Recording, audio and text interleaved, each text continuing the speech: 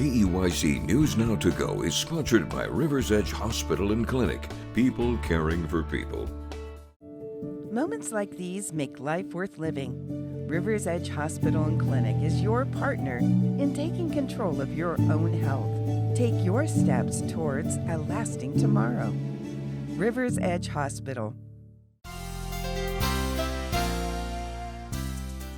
Hello, good morning, happy Tuesday, and thanks for joining us for this Keyc News Now to Go update. I'm Jackson Jurek. In a few minutes, I'll be joined by First Alert meteorologist Caitlyn with a look at today's hot forecast and the rest of the week ahead.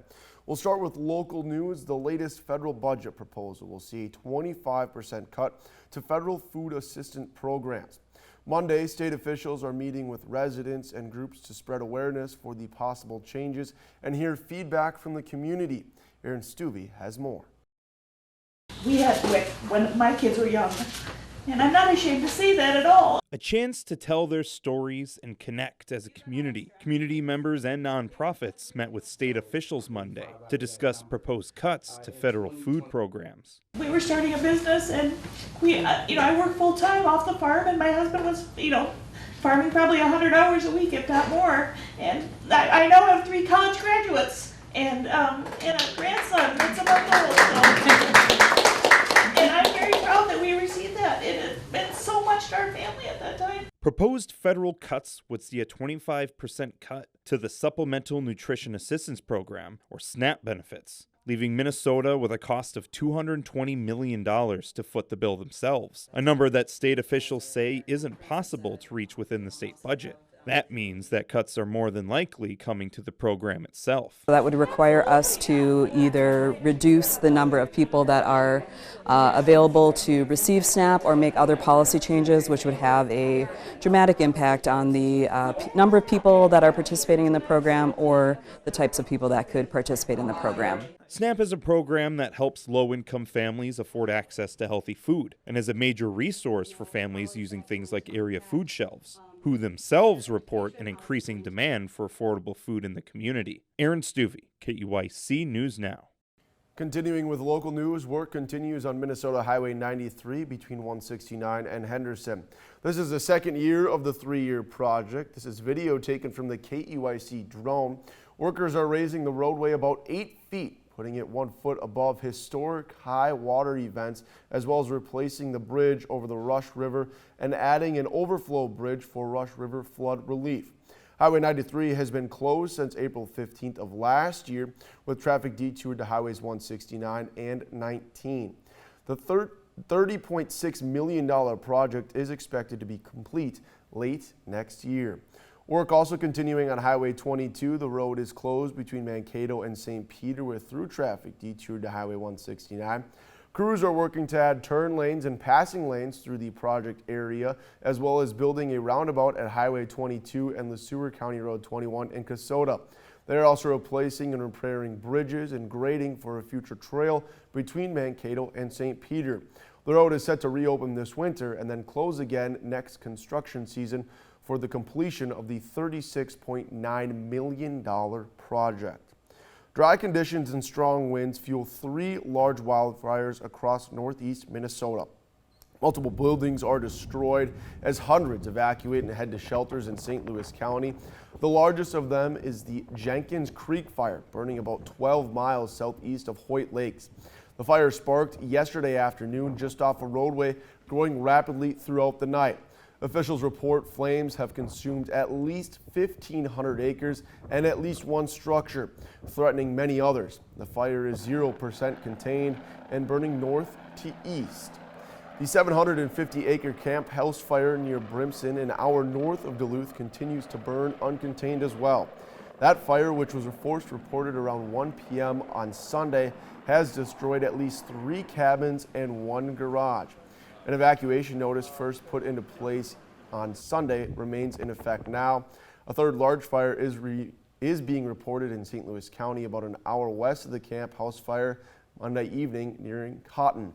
Governor Tim Walz authorized the Minnesota National Guard to provide emergency assistance to help fight the house fire, and an air quality alert has been issued for parts of northeast Minnesota due to the smoke from those wildfires. The alert runs until 3 p.m. today.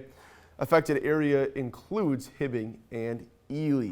Joining me to talk about that fire danger and those burn bans and everything else included in what's been a hot start from Sunday, yesterday, into today, and through tomorrow is Caitlyn Lohr. Caitlyn, thank you very much for joining me.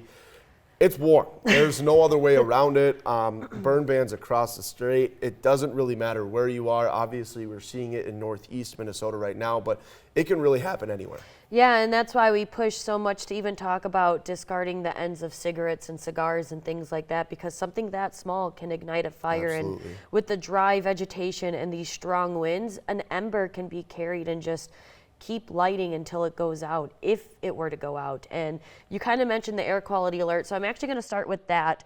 Some of the state is under that air quality alert, like Hibbing and Ely, for example, the northeastern portion of the state, due to wildfire smoke in those areas. But down here in central to southern Minnesota, we are also under an air quality alert, which is considered unhealthy for some in that orange category. This can include people with heart and or lung diseases, older adults, younger children, pregnant women, those with other sort of respiratory issues like asthma and other types of asthmas like that. I know they kind of vary in severity and things like that.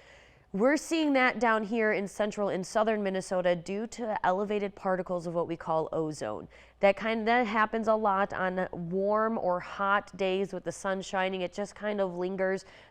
Yes, we've got that breeze, but there's not a lot of movement to get that out of here. So you're going to notice some hazy skies or some milky colored skies, and that could be from the fires up to the north of us, or because we're just hazy in general due to the particles of ozone out there, and that is leading to that poor air quality. So some things you could do is just pay attention to your body. If it seems like it's a little hard to breathe, maybe not that you can't breathe at all, you're just kind of noticing it's a little heavy to breathe. That means you should probably go inside and take a break from being outside, which also helps because we're also looking at a high UV index. So 3 big things today: reduced air quality, again, that red flag warning and burn restrictions and fire weather still continuing through today. And the third thing will be that high UV index value, and I'll get to that in just a second. But we got to talk about the red flag warning again. As Jackson mentioned, burn bans and restrictions all across the state. Please pay attention to those. You don't want to be the reason a fire ignites and spreads, consuming businesses and homes and more. Don't be the reason for that. Make smart decisions. As you can see, we're looking at a breeze throughout the day, anywhere between 10 and 15 miles an hour here in Mankato, but elsewhere could reach up to 20 miles an hour at times, gusts between 20 and 30 miles an hour possible. And again, even though it's not a strong wind, it is a breeze enough that can lead to that spread of wildfire. Now we are looking at a high of 88 degrees by this afternoon with nothing but sunshine, but like I said, a very high UV index. Our value is sitting at a level 8. That is only 15 to 25 minutes for a burn to start occurring on unprotected skin. I know it's been several days, but you still need to make sure you're protecting your skin by following those guidelines and, of course, staying hydrated. That doesn't just help with the sunburn, but also helps prevent things like heat stroke and heat exhaustion. Tonight will be mostly clear, quiet, and warm with a low of 63 degrees by tomorrow morning. We have a change on the way through the middle of this week with a cold front moving through. As we take a look at your extended forecast, that cold front is going to move through on Thursday. As of recent forecast guidelines, it's looking like Thursday morning.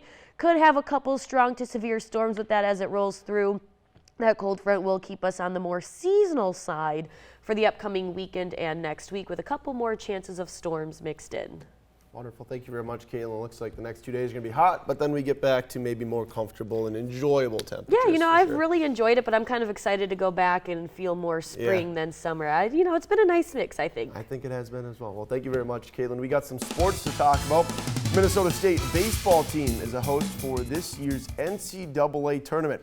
Mavericks are a 2 seed after claiming the NSIC tournament championships over the weekend. MSU having just an incredible season, 49-6 for an overall record, and this team is no stranger to the NCAA tournament. It's the 43rd time in program history and 6th straight NCAA tournament appearance for the team.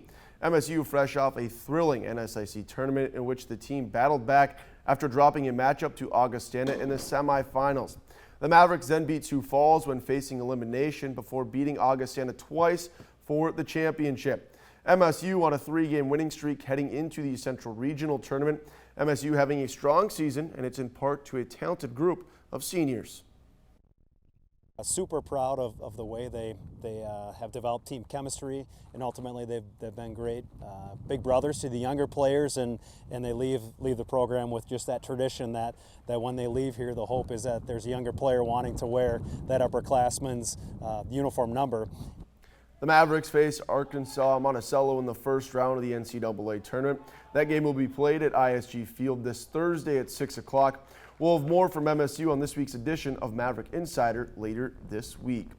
Plenty of NCAA tournament berths to go around in our area. Bethany Lutheran College took home the UMAC Baseball Tournament Championship to earn a spot in this year's national tournament. The Vikings defeated Crown to secure the UMAC title over the weekend, and Bethany will head to Wisconsin to face the first round of the tournament, where they will face UW La Crosse this Friday at 11 in the morning. By the numbers, the Vikings are 29-12 overall in this season, and this group is hitting the cover off the ball in 2025. A team batting average of .354. You look up and down the lineup, everyone seems to be hitting over 300, and 4 qualified hitters are actually hitting above the 400 mark for the season. Pitching-wise, Trent Ashe is the ace with an earned run average under 3 for the year with 2 complete games.